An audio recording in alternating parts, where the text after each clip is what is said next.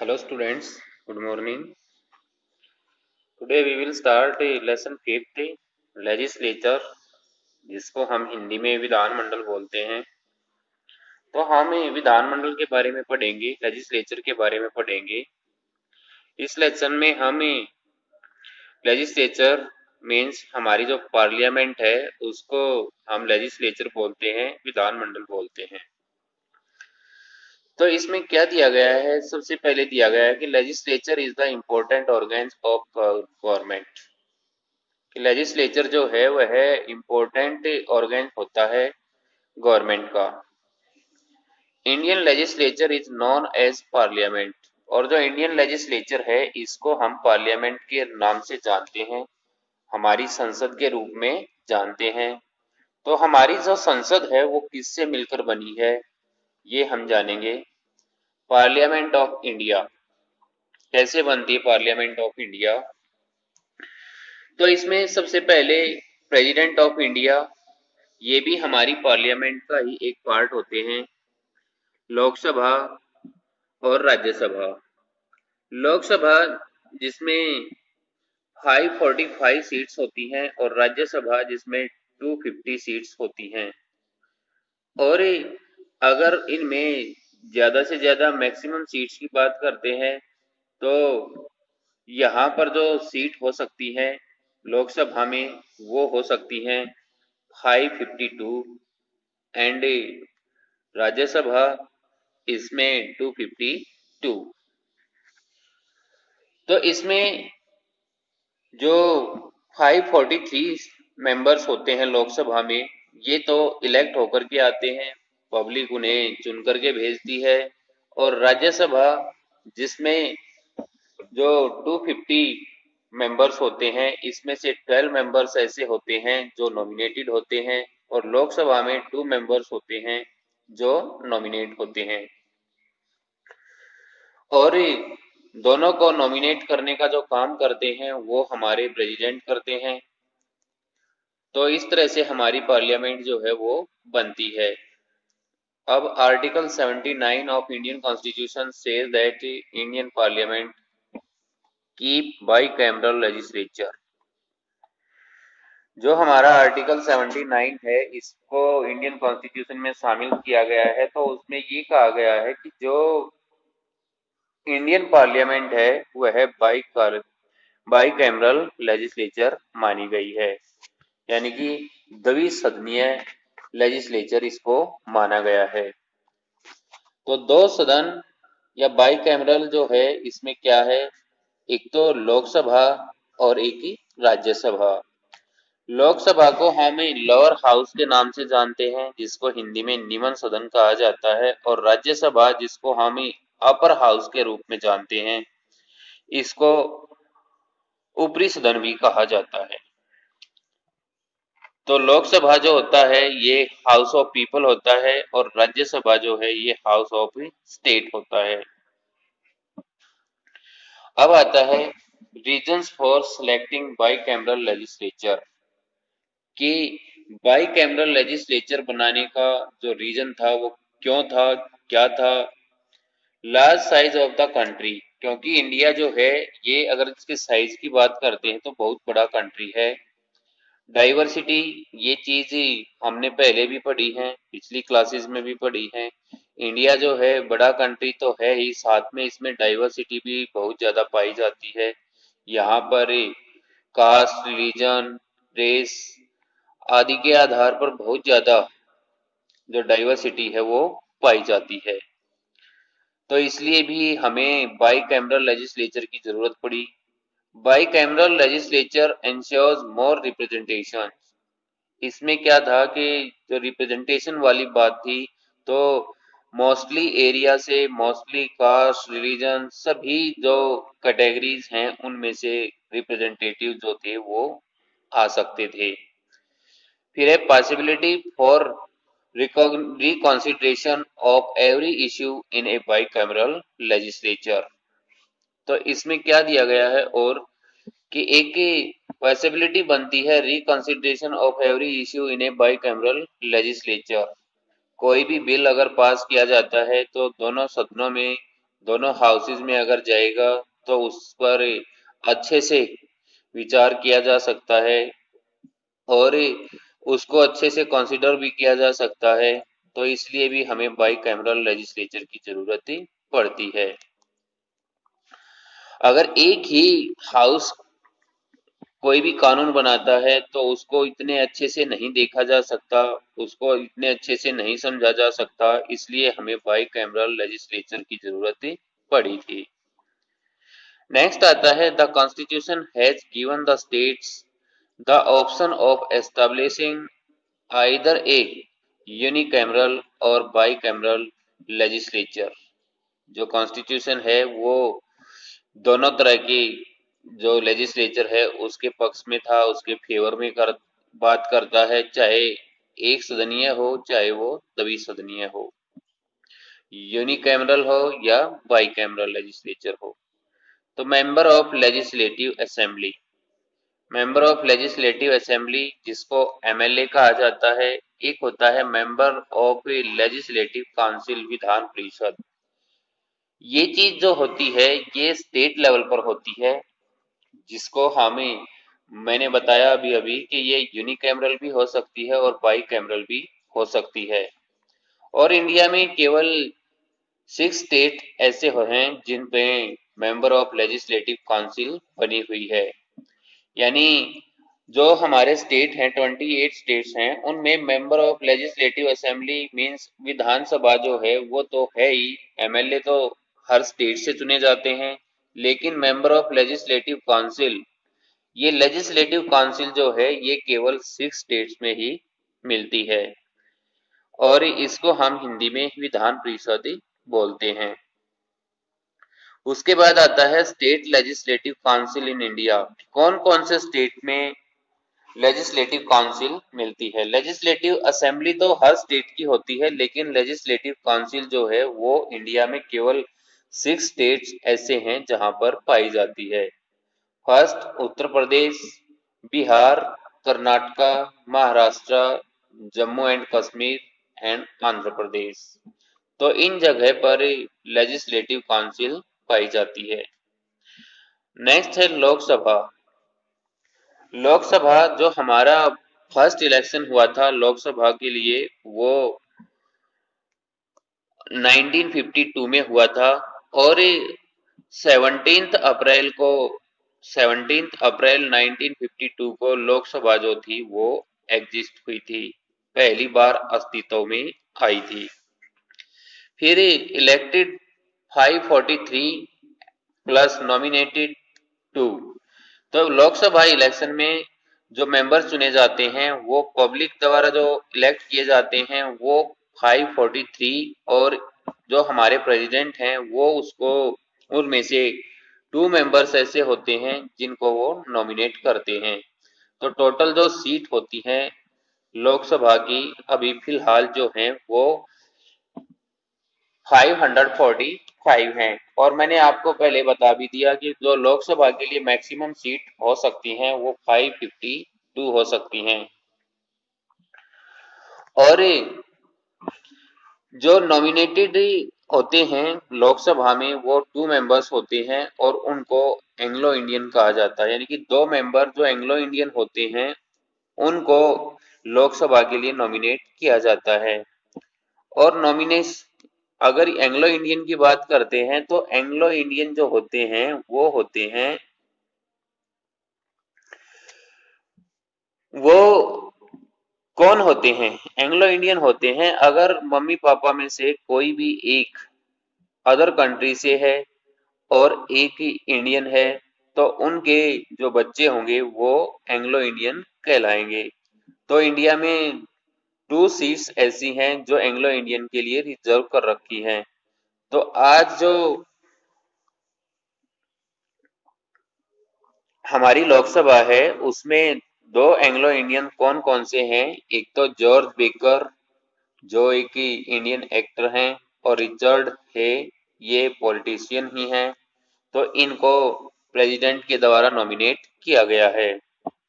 उसके बाद है Lok Sabha election conducted based on constituency. Lok Sabha का इलेक्शन जो होता है वो कॉन्स्टिट्यूएंसी बेस पर होता है। एरिया को डिवाइड कर दिया जाता है कॉन्स्टिट्यूएंसीज में, और मीन्स हल्के, जो हल्के हैं वो बांट दिए जाते हैं, और वहां से वोटिंग करवाई जाती है, और वहां से पब्लिक जो है वो अपनी पसंद के कैंडिडेट को वोट दे करके वहां से चुन करके भेजती है। उसके बाद है लोकसभा इलेक्शन। ये हो गया है तो Lok Sabha is controlled by Lok Sabha speaker.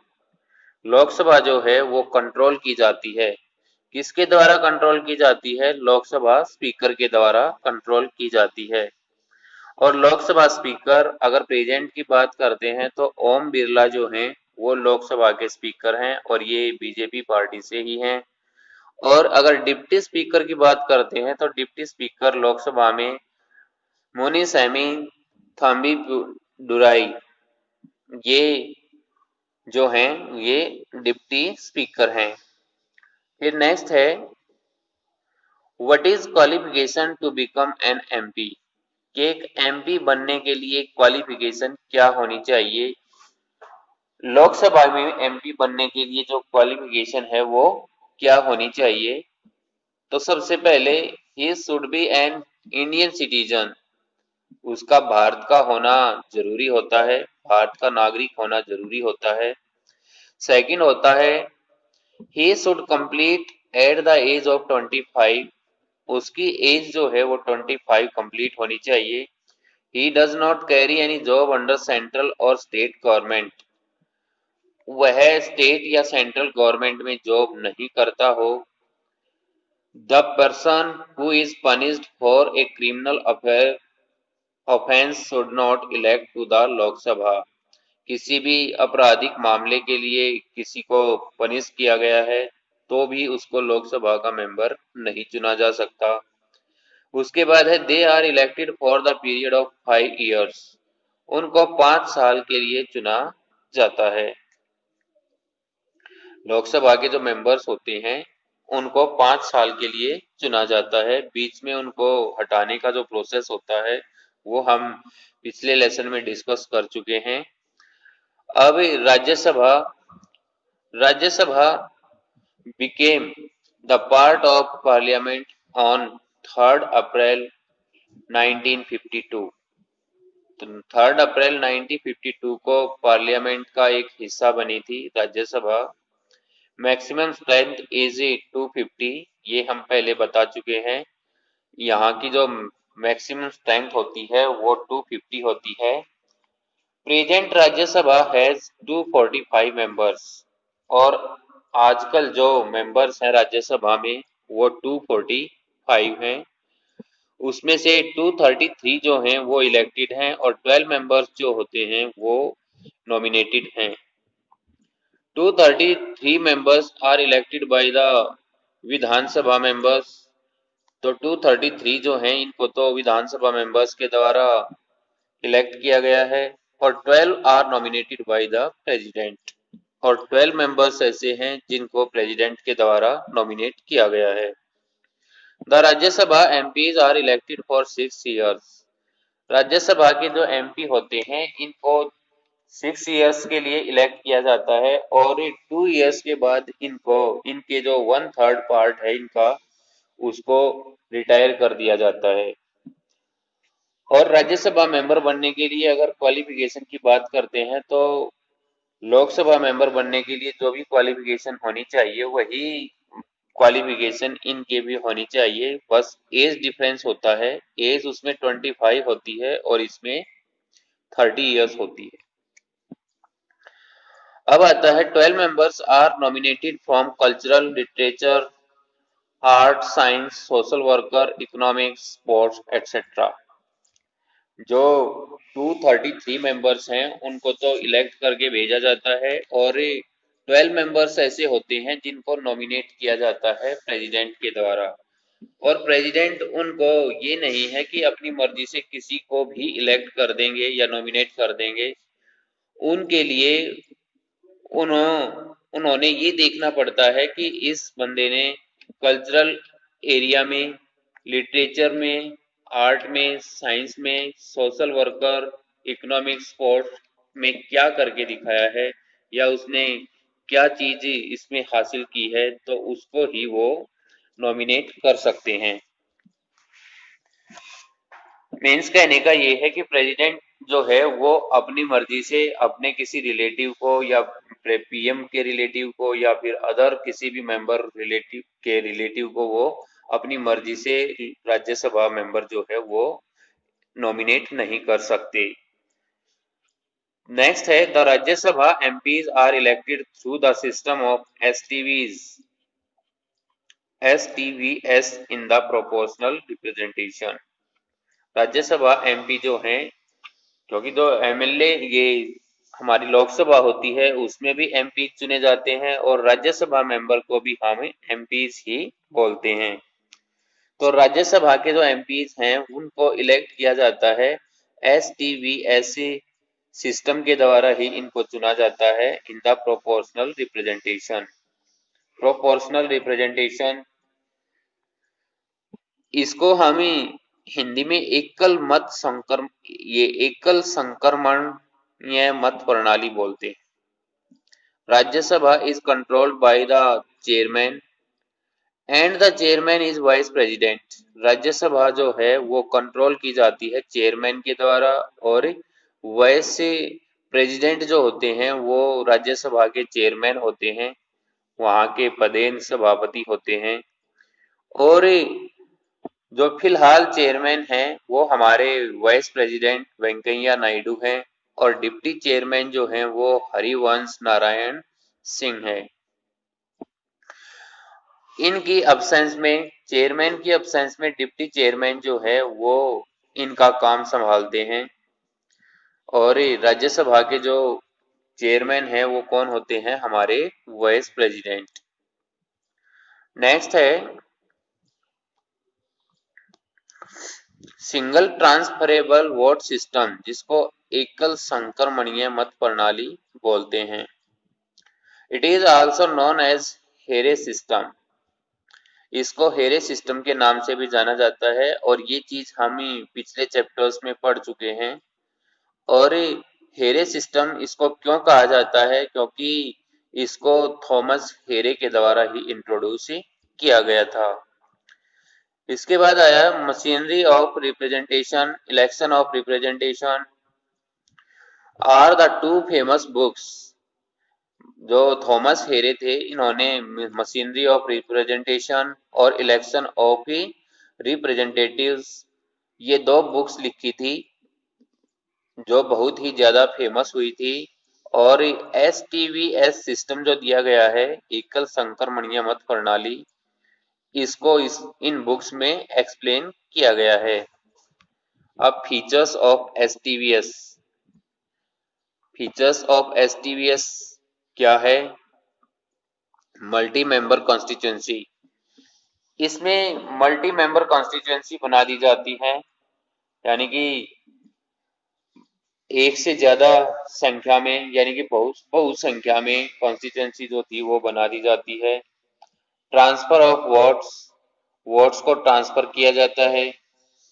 One effective vote and making of a preference, एक वन इफेक्टिव वोट और मेकिंग ऑफ प्रेफरेंस वाला जो सिस्टम था उसको बना दिया गया था। Quota system, the number of votes necessary for the candidates to win. एक कोटा सिस्टम बना दिया गया है जिसमें मेंबर्स को जो नेसेसरी वोट्स हैं वो लेने जरूरी होते हैं।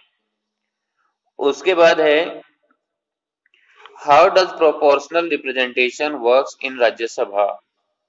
जो प्रोपोर्शनल रिप्रेजेंटेशन है वो राज्यसभा में कैसे काम करता है। In the Rajya Sabha election STVs is followed. Rajya Sabha के इलेक्शन में एसटीवीएस से जो स्कीम होती है उसके तहत ही इलेक्शन होता है। Each state have it's on seat. Rajya Sabha के लिए प्रत्येक स्टेट की अपनी सीट होती है और ये सीट पॉपुलेशन के बेस पर होती हैं। Seat determine on the basis of population of state. जो सीट होती हैं ये पॉपुलेशन ऑफ स्टेट के बेस पर ही होती हैं। Rajya Sabha MPs are elected by the members of legislative assembly and MPs of Lok Sabha. Rajya Sabha के जो एमपी चुने जाते हैं उनमें जो पार्टिसिपेट करने वाले मेंबर होते हैं वो एक तो एमएलए होते हैं, मेंबर ऑफ लेजिस्लेटिव असेंबली, और एमपीज ऑफ लोकसभा, लोकसभा के एमपी जो थे वो इसमें शामिल होते हैं। लेकिन जो मेंबर ऑफ लेजिस्लेटिव काउंसिल होते हैं वो इस इलेक्शन में पार्टिसिपेट नहीं करते। Every voter marks his preference, प्रत्येक वोटर जो है वो अपनी प्रेफरेंस देता है। To get elected the candidate should get the minimum quota of votes. जो भी कैंडिडेट इलेक्ट होता है उसको जरूरी होता है कि उसको मिनिमम कोटा ऑफ वोट्स हासिल होने चाहिए, वो उसको मिलने चाहिए। तो ये टोटल वोट्स का जो कोटा होता है वो कैसे निकाला जाता है, जैसे टोटल वोटिंग देखी जाती है, उसके बाद टोटल विनर कैंडिडेट्स यानी कि जितने भी कैंडिडेट्स चुने जाने हैं वो देखने हैं, total winner candidates plus one, ये करके फिर उसमें प्लस वन किया जाता है। तो इसको निकालने का जो सही तरीका होता है, जैसे सपोज करो कि किसी भी जगह पर जो वोट हैं वो 500 मान लीजिए कि भाई 500 वोटिंग है, और उसमें 25 सीट्स हैं, 25 सीट्स हैं तो उसमें क्या कर दिया जाता है, अब 25 और साथ में फिर प्लस वन भी किया जाता है। तो इसमें जैसे 25 है तो ये 20 पे कट जाएगा और 20 पे जाएगा तो फिर प्लस वन भी करना है, तो मीन से 21 सीट जो हैं, ये 21 सीट जो वोट्स हैं वो लेने जरूरी हैं। तो इस तरीके से ये कोटा सिस्टम होता है और इसमें मिनिमम वोट्स जो होती हैं वो लेनी होती हैं, जैसे 21 वोट्स जो हैं वो कैंडिडेट्स को लेनी जरूरी होती हैं। तो ये था हमारा फिफ्थ लेसन। इसके कुछ इम्पोर्टेंट जो टॉपिक्स थे वो हमने डिस्कस किए हैं। बाकी अभी बहुत कुछ इस लेसन में अभी और टॉपिक्स जो रहते हैं उनके बारे में बताना रहता है, वो हम नेक्स्ट वीडियो में करेंगे। आज की वीडियो में केवल यही टॉपिक्स। Thank you.